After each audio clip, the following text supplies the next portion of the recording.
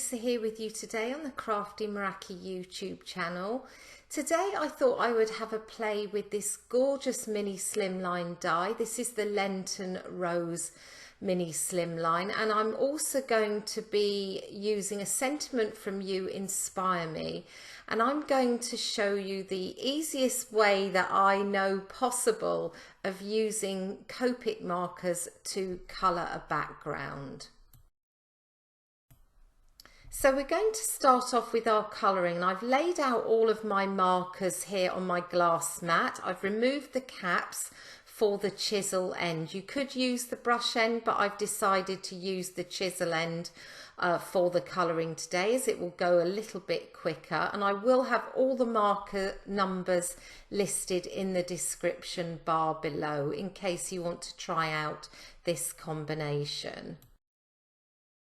And the cardstock that I'm using today is white Yupo paper. This is a synthetic paper, has a really smooth surface, and it works really well for alcohol inks and alcohol markers. So if you don't have Copics, any alcohol markers should work.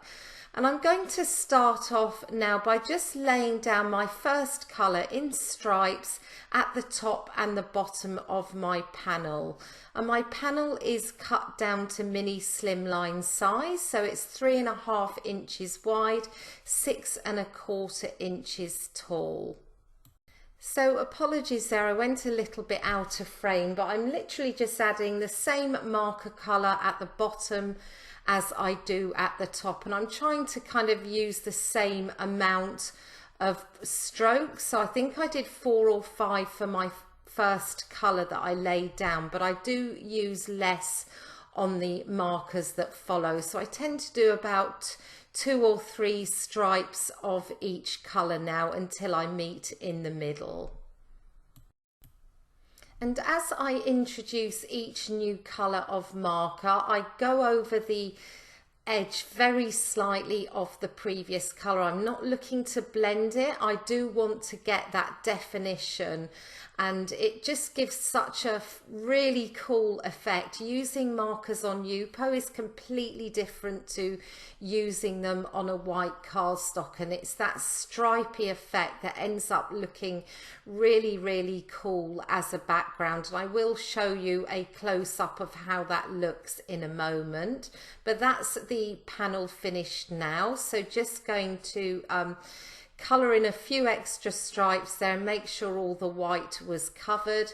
And as I tilt that up, you can really see those stripes, and you almost get these kind of like very small bubbles on the cardstock. It really is pretty.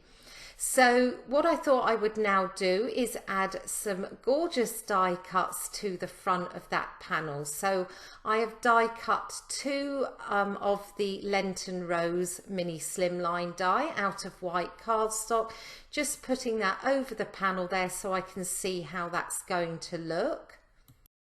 And I'm going to add some glue onto the back now to adhere that down onto that Copic panel. Now I could have cut these die cuts using stick it adhesive, which probably would have been quicker than me adding glue to each one of them, but I did already have these die cut and I wanted to make sure that I was going to use them, so I decided to do it this way, just tapping off the excess there. I don't want to have any of my glue squeezing out from under that die cut and ruining that lovely background. So just pressing that down now, and I'm going to go ahead and do the same with the second die cut. And once I've added all the glue to that, I'm going to tap off the excess once again and just position that over the top of the first.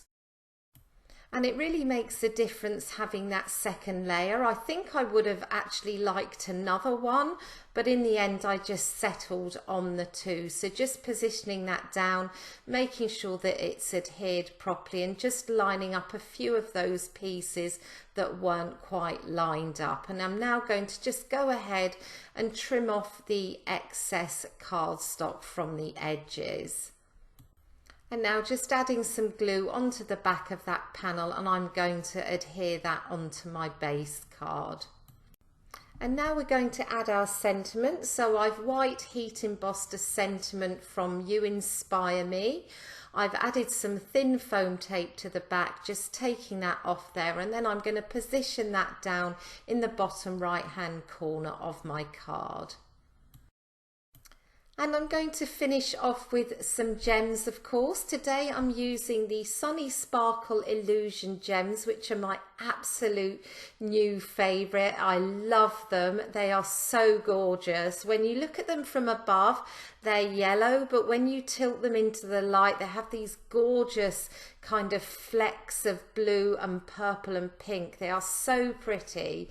So anyway, I added far too many onto the front of the card, but I'm not sure you can ever have enough, really.